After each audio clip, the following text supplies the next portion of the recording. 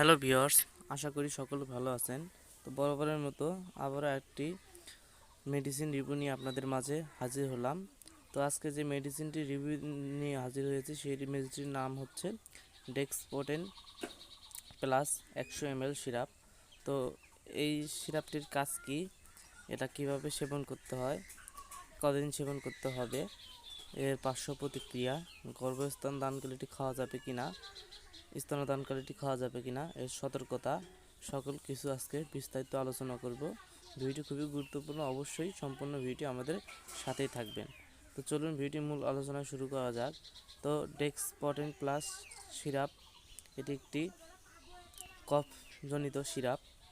তো এই সিরাপটির যে সকল কাজগুলো আমরা জেনে থাকি সেগুলোর মধ্যে হচ্ছে যাদের শুকনো কাশি রয়েছে কিংবা সর্দিজনিত কাশ রয়েছে, দেখা যাচ্ছে গলা খুশখুশি কাশ রয়েছে কিংবা সর্দি দিয়ে নাক ভরে গেছে, সে সকল রোগের ক্ষেত্রে এই ডেক্সপোটেন সিরাপটি অত্যন্ত ভালো কাজ করে থাকে।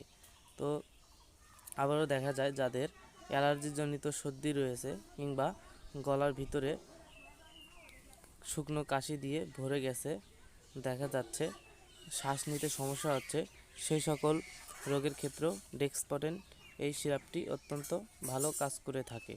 তো এই ডেক্সপোটেন সিরাপটি কাজের মধ্যে এইগুলোই করে থাকে।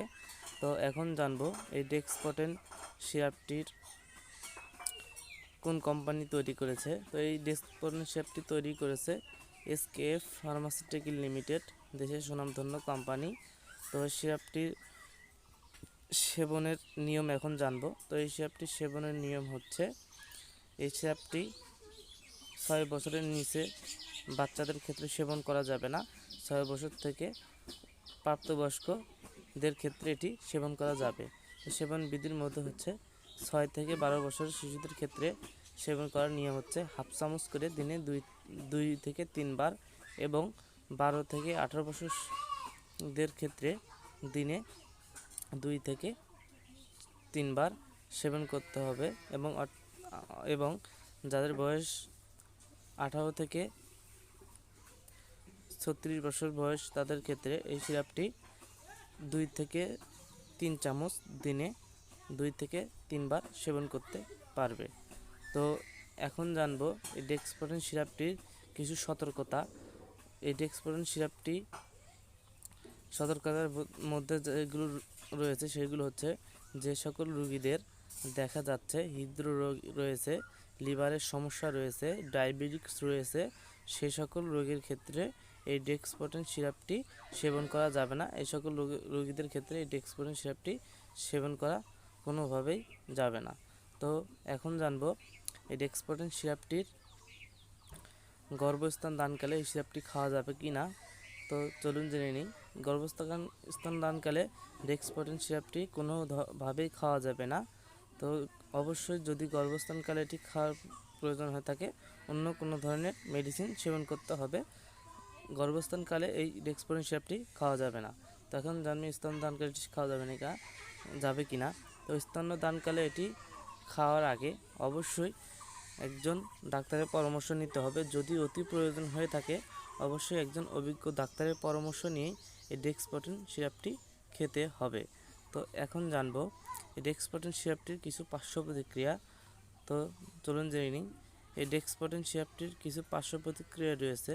তার ভিতরে অন্যতম পার্শ্ব প্রতিক্রিয়াগুলোর মধ্যে হচ্ছে, এই সিরাপটি সেবন করলে কিছু পার্শ্বপ্রতিক্রিয়া দেখা যায়, সেটা সবার না, কারো কারো ক্ষেত্রে এটি দেখা যায়। সেটা হচ্ছে মাথা ঘোরানো, ঘুম ঘুম ভাব কিংবা গলা শুকিয়ে আসা, অস্থির ভাব কিংবা অতি ঘুমের সমস্যা হতে পারে।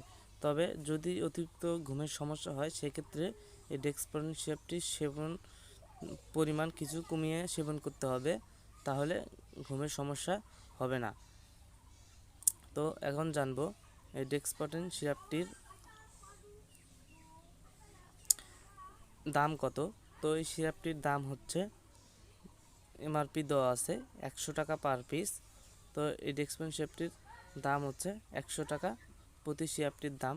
তো এই ডেক্সপোটেন সিরাপটি আপনাদের যে কোনো নিকটস্থ ফার্মাসিতেই খোঁজ খবর নিলে পেয়ে যাবেন।